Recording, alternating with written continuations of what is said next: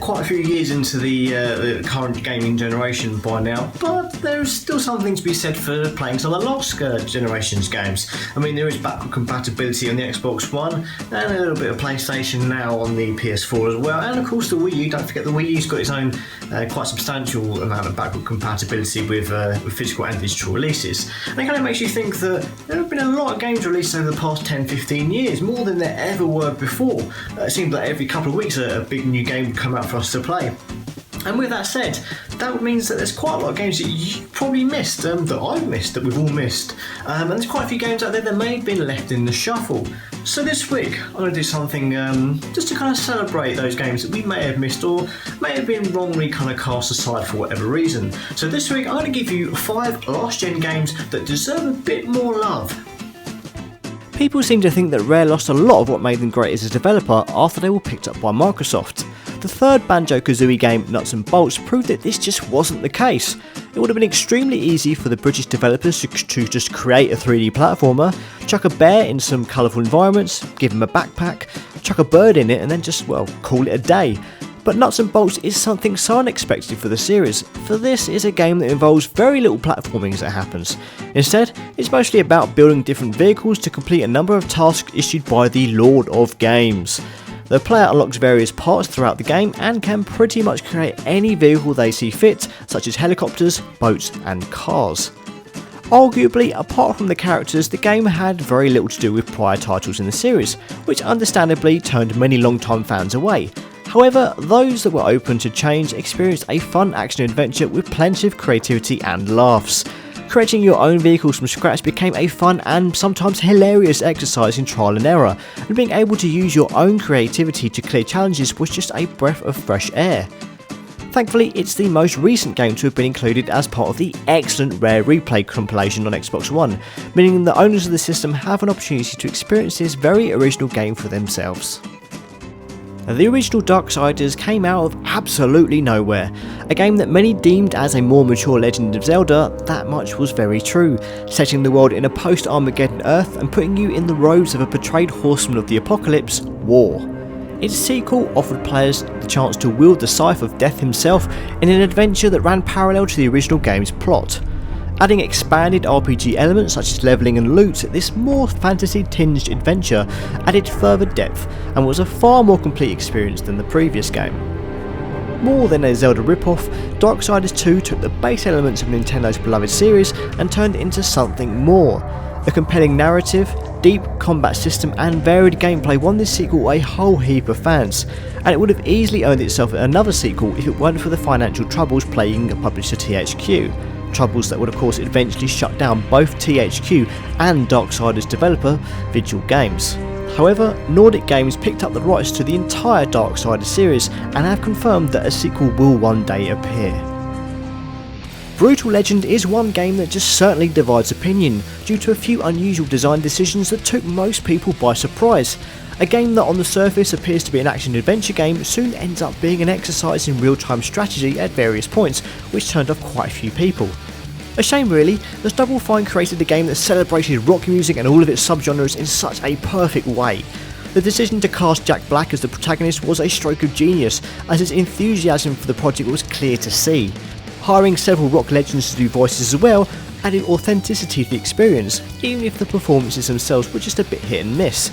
Plus, no one can deny the allure of Tim Curry chewing up the virtual scenery as the game's main antagonist.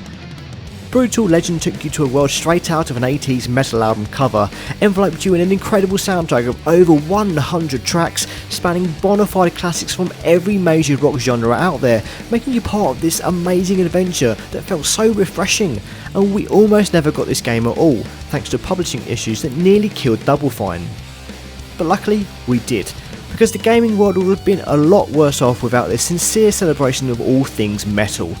A sequel was planned and then cancelled, but with Double Fine's cult classic Psychonauts getting a crowdfunded sequel, who's to say we won't get a chance to return to Armageddon someday?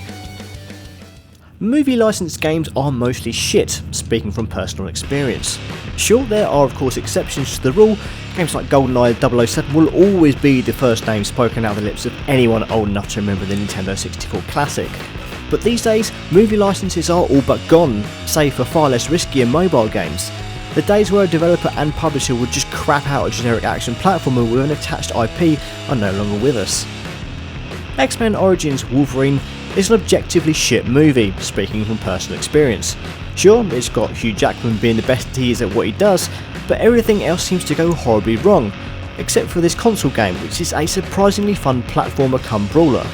Rather than act as an interactive version of the movie's events, Raven Software spent as much time taking the player through events surrounding the film, even going as far as to introduce characters and narrative elements completely outside the X-Men cinematic universe, and referring to the comics for inspiration. Sadly, the game treats Deadpool in the same poor fashion as the movie does, but you can't have them all. It's also incredibly violent, far more so than any of the movies have ever been. Blood and gore fly across the screen as Logan's claws tear through bone and sinew. Hell, take enough gunfire and his body will end up like Swiss cheese, eventually healing right in front of your eyes. It's arguably a little mindless and definitely delves into repetition, but this game is the Wolverine game you've always wanted, bub.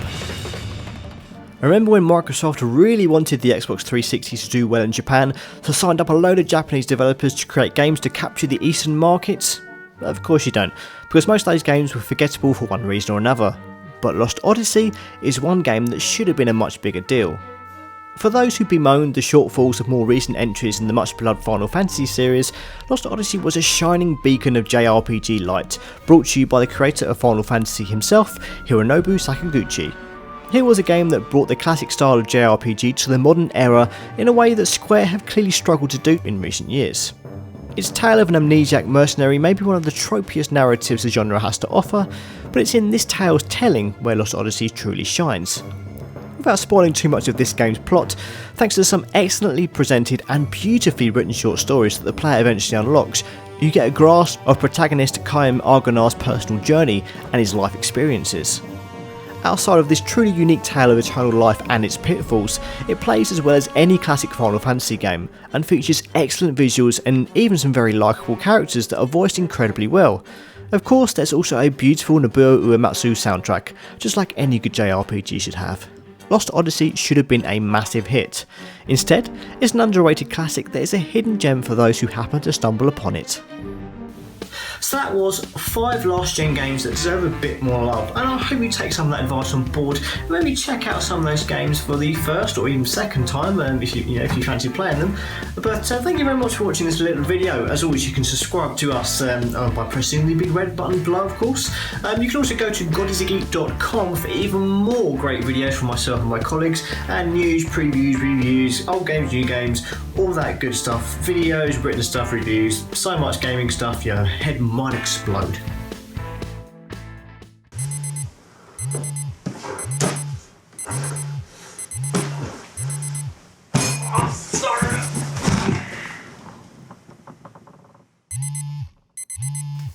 Sure to back the God is Geek Patreon.